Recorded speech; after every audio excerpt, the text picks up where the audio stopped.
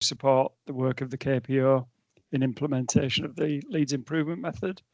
Got two report outs today. One from Katie, who I think is a CNS in pain management. Is that right, Katie? It is, yeah. Yeah, okay. And then Guy on the S-skin. I don't know whether you just say, I don't know whether you say double S-skin or S-skin, yeah. but you'll enlighten us. Yeah, it's an acronym. Okay. Yeah, that is correct. Yeah. Okay. Okay, so Katie, we'll kick off with you if that's okay. In the usual tradition, we'll save any questions for both presenters until the end, if that's okay. So Katie, over to you. Yeah. Thank you. Thank you. So I'm Katie Duffy. I'm one of the team leaders with the Adult Acute Pain team, and my LIM project was to restructure our clinical handover and team huddle process. Next slide, please. So just a brief background to the challenge that we're facing. We're a small team covering multiple sites doing clinical rounds at St James's, LGI and Chapel Allerton. We receive our referrals via PPM electronically. And what we used to do was we all used to help triage patients, triage the referrals in the morning and have a clinical handover after that, and allocate out patient reviews at that point. And then our consultant anaesthetist would arrive at about 9 o'clock. We'd find that we'd then have another clinical handover of the patients on the list to see and who was going to see which patient. Then we'd go see patients on a clinical round, and then after the round we'd have another clinical handover of who we'd seen, what we'd done with them, which patients are staying on the list, which patients are going to be discharged. And then in the afternoon we'd all do a Teams huddle, so on Microsoft Teams, and we'd again talk about clinical patients of the day, what went well, what didn't, who was staying on their list and who was being discharged. So as you can see from that, sometimes we were having 3 clinical handovers a day. Part of our patient list was handwritten, which I'll go into in a little bit more detail. And our huddle wasn't really being used to maximum effect. So this is why I chose this project. Next slide, please. I thought it fit really well into what we're aiming to achieve as a trust. I think it fits well into the waste reduction programme within my division to try and save money wherever we can. It fits into the 7 commitments well of finance and managing every pound wisely. And I think it fits really well into the Leeds way of working. It's hopefully collaborative, accountable and patient-centred. Next slide, please. So using techniques I used in the LIM course, I did a Gemba walk. So for a week I did all clinical shifts and I led the handover myself and did the clinical triage myself. I completed an affinity diagram, which, as you can see from that picture, there's lots of information that crossed over, lots of repeated information. And I think that affinity diagram really was a start kind of visual prompt of how much handover of similar information there was. I also did timed observations, and that obviously depended on how many patients there were on the list on any given day, but on average each handover was taking 27 minutes. And then during team huddle in an afternoon I sat back and really observed what we were talking about. Next slide, please. So after I'd gathered all that information, I split my project into 3 different parts. So the first part was to streamline that patient list to try and reduce admin time, because this was somewhere where we could save time and be more effective. The second part was to reduce clinical handover to just once a day. There was no need for 3 handovers, clinical handovers a day. And the third part was to use our team huddle more effectively to talk about things other than just clinical handover. So things that were usually dealt with by email. So any drug shortages, clinical audit, or any other clinical relevant topic would be better placed for huddle. Next slide, please. So this is what our active patient list used to look like. So when we triaged our patients and had a list for the day, you can see there the circle show the empty boxes that we didn't use. So they were pre-populated and they were drop-down boxes, which as a team we didn't use. That was a waste of space, really. So what we did on our list, we used to write in relevant information that would help us on our clinical round. So we used to write in things like day 1 post-esophagectomy or day 5 of esophagectomy or whatever relevant clinical data that we wanted. that meant that every single day we had to write the same information on. So if a patient stayed on our list for 10 days, every time we printed off that list in the morning, we had to handwrite on the same information. And if you're on the day before, you could probably remember patient details, but if you weren't, you had to look them up through PPM. That was really time consuming and repetitive. So what I've done as part of this project is redesign our list, and we now have those boxes where we can use free text. So you still have to write them in electronically the first time, but then it's there until the patient's discharged. That saves us a lot of time doing that. Next slide, please. The second part was to reduce the clinical handover process itself. So to help do this, I introduced a nurse in charge system. So the nurse in charge now triages the list. There's just one person triaging a list. So that's got rid of that first handover process. The first clinical handover now happens when the list is being triaged. The nurse in charge completes the handover when our medical staff arrive. So we've been able to reduce that just to one clinical handover a day. Next slide, please. And the third part of my process was to redesign Team Huddle. So we don't use Team Huddle for clinical handover anymore, unless we've got new CNSs into the team who require clinical supervision. So we will still use Huddle for that if junior members need some supervision, or if there's some really interesting patients that we think sharing information would help them. But generally now we use Team Huddle for things like drug shortages, which there's lots of in the trust. There's generally shortages of most drugs, bupivacaine, epidural. We use it for active audits. So we'll talk about audits that we're still recruiting to make sure that everybody is audit data is entered that needs to be, clinical incidents so that we can learn from them, and if there's any specific ward issue. So Team Huddle feels a lot more inclusive, and it's the only time of the day when all members of the team on different sites can get together. We also use this that if there's any patients that need specific care plans, such as chronic pain care plans, or if we have any patients with cognitive impairment, to make sure that patients are identified at Team Huddle and make sure that they're on the correct care plans, which is really kind of patient focused and what we should be doing. Next slide, please. So in summary, by making these changes, we've saved on average 1 hour a day of band 6 and band 7 nursing time per site. So that's 2 hours in total between the LGI and St James's, by streamlining our clinical handover process and going from 3 handovers a day to 1 clinical handover. We feel that Team Huddle is now used for team communication, which is a much better use of that time. Next slide, please. What went well? To be honest, it did go well because it was quite an easy sell. I think we all recognise as a team that we're probably handing over information too many times. It just needed somebody to look at it as a whole and to decide what we're going to do with it. So the team were really on board because we know it means that we can use our time more effectively. We can see more patients in that extra hour per site, and we can get to patients quicker, which is what we're all here for. So we know that we're using our time efficiently, and everybody was on board. I had some feedback, asked for feedback, and the team feels that we're using our time more effectively, getting to patients quicker, but also one of the things that's really come out of it is the huddle, that we can discuss things face to face, because that used to be reading emails, which we know that we're all email overloaded and burdened. Now that we can discuss things face to face, it's much easier using huddle for that. Next slide, please. So would I do anything differently?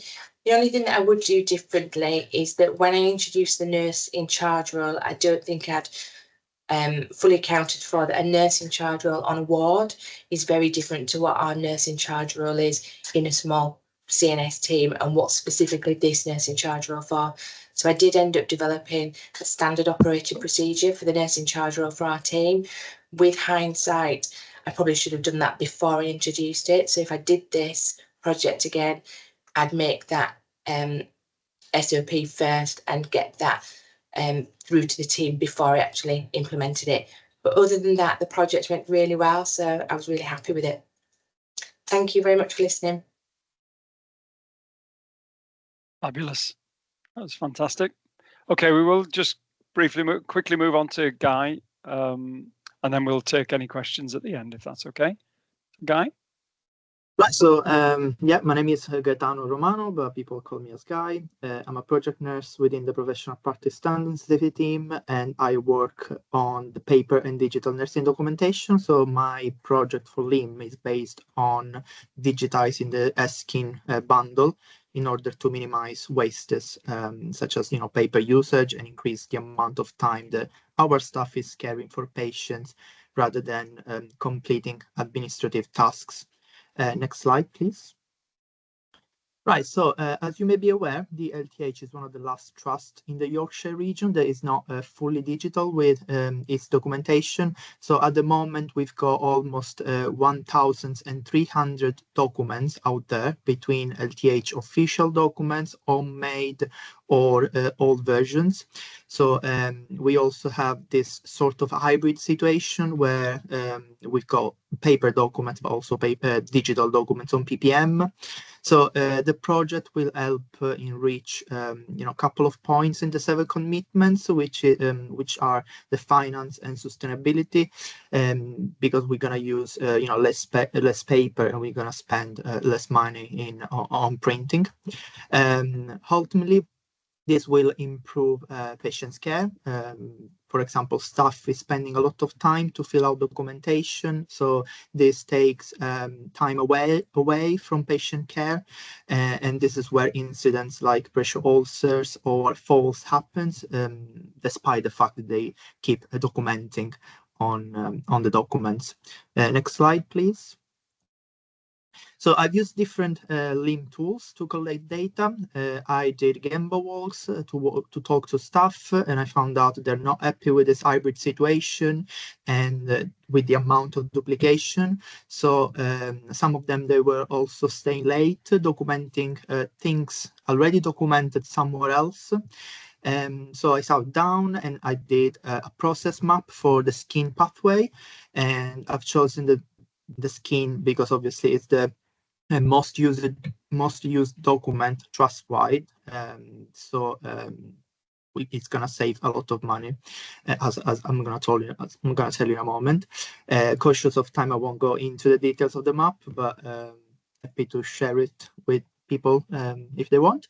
So I've also used the observation time chart to see how much time a nurse is spending right now on completing the skin documents, skin 2 and 3, and how much time we can save using a digital version. So I asked a registered nurse to run a simulation with a test patient, and basically on the overall wasted time was 5 minutes per patient, which it doesn't feel a big deal, but if we talking about daily, we are wasting 1 hour and 40 minutes, 10 hours monthly, and 10 hour weekly, sorry, 40 hours monthly, and then in a year per nurse, in our overall ward of 20 patients, we are spending 480 hours, which is 20 days just for 2 documents. Considering that this is a simulation, so there is no patient's involvement, no distraction or interruption, this means that this amount of time is more actually. So finally, with the help of procurement, I've calculated the average cost to print these documents, which is around £15,000 in a year. So obviously plus distraction cost if the document is updated and a new version is needed. So it's a lot of money. So next slide, please. So I've been working closely with the tissue viability nurses and the digital team, and this is the first draft for the skin care plan. I will not get into details because the time is past now. But yeah, I face challenges around clinical pressure and the amount of work to be conducted. But the project is extremely interesting and hopeful for the trust, helpful for the trust and also my personal development. Next slide. So the usage of different LIM tools and the collection of data made me, understand the improvements, because obviously with this project we're gonna save money, we're gonna save a lot of time for nurses, we're gonna have some space back because we don't have to use storage space. for documents, and we're gonna have improving in harm-free care, so for pressure ulcers and falls. And I have also used the Leeds Way values for collaboration and accountability. Yeah, next slide, please. So we started working with for stock control. So we're planning to reduce the amount of paper that it's printed because we don't want to go live with the digital format, and then we have a lot of paper to to destruct because it comes with a cost. I also asked for feedback and the staff because obviously the staff were going to be impacted, and I found really positive attitude, and it's great. I also encountered a few people with no expectations, to be honest, because the digitization is being promised for quite a while, but I reassured them that we're doing our best. Yeah, so thanks to the LIM method, I just learned how continuous improvement is important for ourselves, for the staff, and to have a better experience in general. Thank you. Fabulous. Thanks, Guy. I think 2 excellent examples of where we've used the Leeds improvement method to benefit both staff and the staff experience of work, but also had an impact in terms of either releasing time to care or directly in terms of patient care as well. So I think that's fantastic. Can I just open it up to any questions? Any observations, any thoughts? Melanie? Hi, I'm Mel. Have I given you your Sunday name there? You have, yeah. I only get that when I'm in trouble normally. It's Mel. Yeah, so I work with Guy, just a comment really. I work with Guy in professional practice standards and safety team, and I just want to say that he's really bringing this Leeds improvement methodology to all the aspects of this NSA transformation, and he's replicating those improvements across the whole project. So it's been really beneficial, and he's really helping to streamline the processes and reduce waste for the trust and throughout this project. So I just wanted to say thank you, and yeah, he's continuing that work into other aspects as well. So I just wanted to share that with you all. Thank you. Okay, Kirsty? I think my biggest observation from this is the removal of duplication in both projects that we've had talked here. We've removed duplication, and yeah, we've got some cash releasing from it, but the sheer volume of time that's been saved for our staff, and they can put that back into patient care, which is where they probably want to be. I don't imagine that as nurses you joined NHS to fill paperwork in. It's about that patient care. So I just think it's fabulous that you've used the tools to be able to reinvest that time back. Well done, guys. Natasha, you had your hand up. I assume you were going to say something similar. I did, but then Kirsty took the words right out of my mouth. It's almost like you work together. I know, it's straight for that. Okay. All right. There was just on the first one, Katie, I think the thing that struck me was we were at the waste reduction conference earlier in the week, the Trust Waste Reduction Conference, and there's a bit of a focus there around not just waste reduction, but actually converting that back into value added. So that could be value added for for staff, or it could be value added for patients, or the Holy Grail, which would be it does both. And I think it was just more of an observation of what you've done within your team, within this, a small team, but with a big impact, seems to hit both of those. And I suppose it's just a question of how did you manage to sell that and get the staff engaged with that from from their previous experience of using a process that, worked to some extent, I suppose. How did you manage to, get them on board with that? It was an easy sell, really. I think when everybody knew that I was looking at this on a morning when we do the first triage process, and then we talk about patients, and then the consultant would arrive and we talk about patients again, we all recognised that actually we weren't making the best use of our time. I think it just needed somebody. When I said that I was looking at it, everybody was like, oh, great. Yeah, great, because we know it's not right, actually. They just needed somebody to look at it and really tell them what to do. And then everybody was really signed up. There wasn't any resistance because it was something that we all recognised was a bit repetitive. We just didn't have probably the time to really sit and look at it. And I think that's the good thing about the LIM course, that it gives you the time and it gives you the focus of, you know, there's so many other bigger things to look at in terms of an acute pain team covering the whole of the hospital. Our kind of handover was something that we didn't really have time to look at in detail until I went on this course. And then this gave me the focus of, right, I've got the time now, I've got the focus to look at this. So everybody was really signed up because we knew it wasn't quite right. And did you find that, you know, that focus of fixing the things that I suppose that are within your gift to fix? You know, you'll see all of the other things that, you know, within the organisation around waste that probably frustrate you as well. But, you know, in terms of just being able to take ownership of the areas that you could, did that help you in terms of? Yeah, definitely. Being one of the team leaders, it was great that I was in the space where I could say, let's look at this.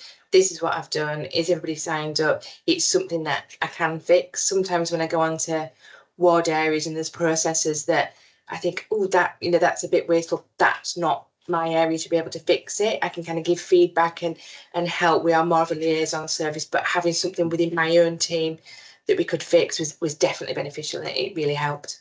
great, thank you. Guy, just onto yours then. Again, that kind of sweet spot of something that really kind of resonates with staff, you know, that they will see this kind of overproduction and you know, over duplication, as Kirsty said, of work, but releasing that time in a tangible way to support patient care ultimately. I suppose is that, you know, when you set off on this, did you think you'd actually kind of hit both of those things? You also referenced the commitments, and, you know, actually I think there's probably 3 or 4 of those commitments that you would quite happily be able to tick off, which I always think, you know, if you can find a project that, you know, 3, 4, 5 of those, you know, there's the sustainability, there's the finance, there's the moments that matter for patients, there's compassion, you know, all of those things will be a benefit from your program. Did you set off thinking it would be that ambitious, or did you just find that developed as you went along? Well, I mean, I was on the ward not long time ago, so I know how, you know, how much duplication there is, and, you know, as experienced myself staying late, and it wasn't really anything new for me because obviously I know what's going on out there, and, you know, the engagement that we had from you know, experts like the tissue ability nurses, or even, you know, people on the wards, it was incredible, because I think we all know that something is not right, but, you know, we need to fix it, and this is the right time, because obviously this massive project is ongoing, and everyone is aware, everyone knows, and yeah, it's great, all of this engagement that we have. Fabulous. Okay, I think that, unless there are any other questions or observations, I think that probably draws us to a close. 2 fantastic projects, as Natasha said. It's a great way to go into the weekend listening to this work and the benefit it has for staff and patients. So thank you both very much for that. Have a good weekend, everybody. See you soon. Thank Thank you. Well done. Bye. Bye-bye.